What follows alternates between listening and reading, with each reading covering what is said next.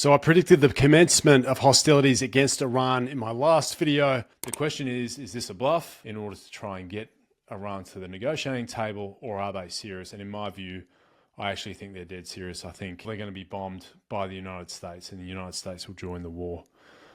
I think that's what will happen. Wasn't able to do an update because I had to fly in there myself to go and help someone out, but here's my update. Let's talk about it.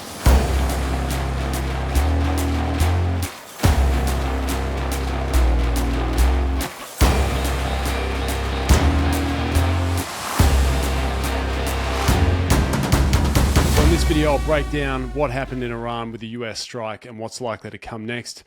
Firstly, Operation Midnight Hammer was initiated after the US administration indicated they were going to offer a 2-week commencement of negotiations so that Iran could come up with a negotiated agreement to ending their uranium enrichment program. Instead of that pause being given, the US instead launched Operation Midnight Hammer. This was a 7 B-2 bomber package that with a feint that flew out east over the Pacific, and the rest of the bombing package picked up and headed directly towards Iran.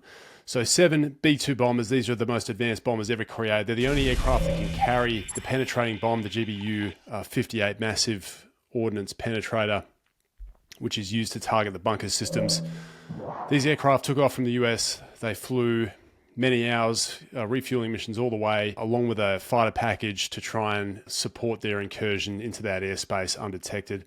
They were able to get over the target in the early hours of the morning, and they dropped their weapons on Fordo and I think it was Natanz as well.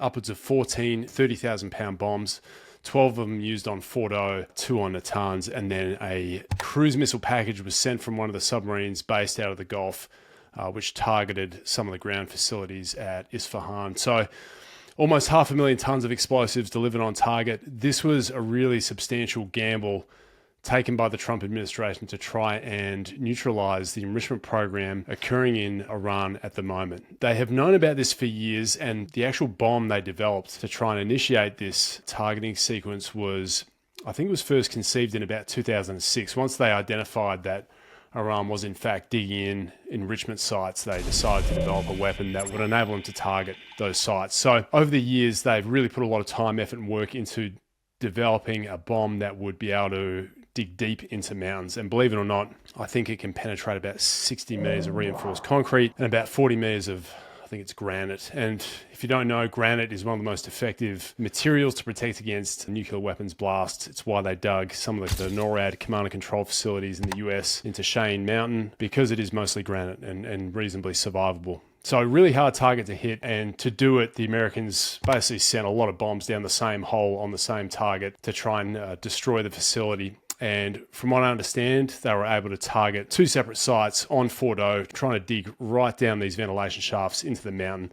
And it looks like they put so many bombs onto the target that it would have done pretty substantial damage, I'm sure, to what is pretty sensitive equipment down there. So overall, a huge gamble. I actually never thought I'd see the day that the Americans ran this mission profile. I know this is something they would have planned for a really long time. They would have run mission profiles to simulate the refueling, the duration of time it would take to get on the target. Time to target is now 4 minutes. You'll be entering the valley level at reduced speed. Not to exceed. Even the dropping of the weapons. And you can imagine if you're dropping 2 bombs in each B-2 aircraft, each one of them weighs 30,000 pounds, that comes with its own technical challenges. So really technical military operation. Tactically, it looks like a success. The intelligence is still out on the level of damage that occurred. I think Israeli and American intelligence are saying it was substantial. Obviously, the Iranians are saying something different. So I think at the tactical level, yes, it was successful. At the strategic level, this is where it's going to get interesting. So what chain of events will this set in motion? There's a couple of indications coming from the Russians that they're willing to support Iran in acquiring a nuclear weapon. Now, this is made by a guy called Medvedev, who doesn't reflect official Russian policy, but is linked to the Russian President Vladimir Putin. So there is a chance some of what he's saying may be potentially sanctioned by the Russians, but that's just speculation.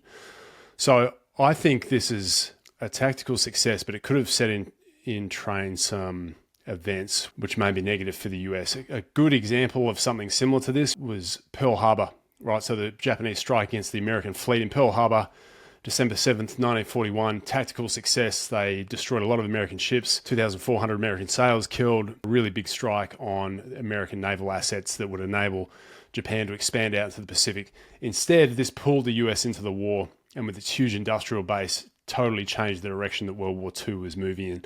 So tactical success and ultimately a failure for Japan in launching that strike initially. So results of the strike, tactically successful, strategically question marks still over it.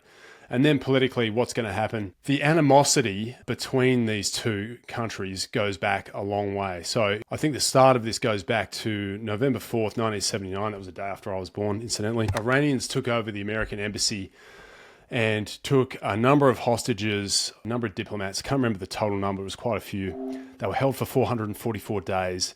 It was an extreme embarrassment for the Americans. They were furious. They launched a hostage recovery mission in April of 1980 to go and get them. It's called Operation Eagle Claw. It involved Delta Force, extremely difficult operation because they had to fly all the way into Iran to a staging base in the middle of a salt plain. They had to land fixed-wing aircraft. They're going to get out and get into helicopters, fly into Tehran, occupy a safe house. Like, this is a really difficult operation back in 1980.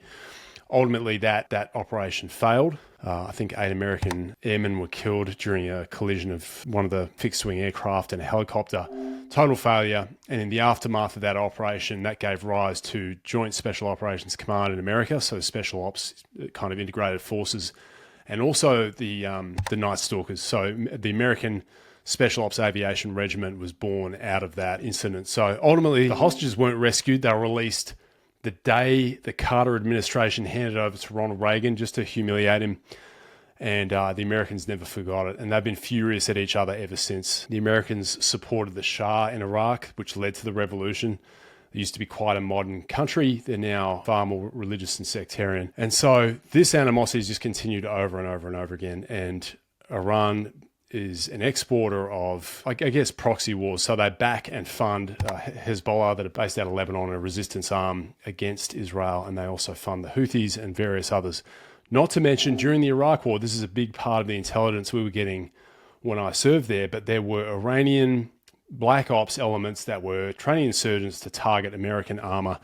In particular, the use of some pretty horrible weapons, one being explosively formed projectiles, so EFPs, which are very fast-moving molten copper slugs that can penetrate armor. Pretty complex, pretty hard to build, and the Iranians made these in spades and trained insurgents on how to use them, so they defeated American armor quite well, killed a lot of American soldiers. Not only that, they had shaped charges. They had these hand-thrown shaped charges they could use to target some of the American armored vehicles that were moving around the place. So, huge operation by Iran to destabilize Iraq. I don't think the Americans can be too upset about this. It's a game that all nations play.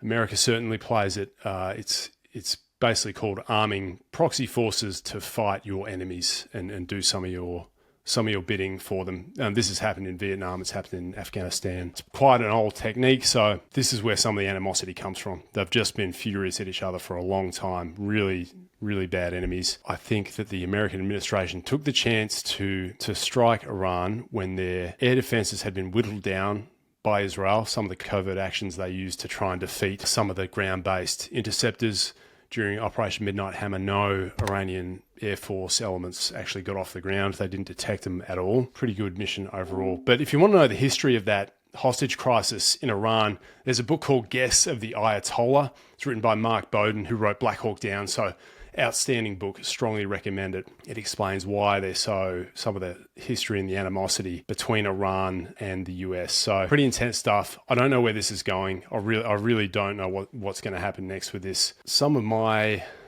predictions are, this is going to lead to my next video, and that is that I think we're in the foothills of World War III. I had that feeling, I think, when Ukraine and Russia started their war, and I just feel like it's kind of like a house fire that is going to get out of control. At the moment, it's kind of containable, but pretty soon it'll be something that you can't control. So that's my prediction. I think this is going to lead to a big destabilization in the Middle East, even though it looks like it's in the favor of Israel and the US at the moment. There are always consequences you can't predict when you make targeting missions like this. You don't just get away with bombing people and have it not come back at you in some capacity. I certainly experienced that myself when I was overseas. People get really pissed off when when you drop bombs on them. So, and it's fair enough. I'm interested to see what happens. I'm going to be watching this closely. I'll give you an update on it if anything further happens. But keep your eye out for my next video. It's going to be called Foothills of World War III. Cheers.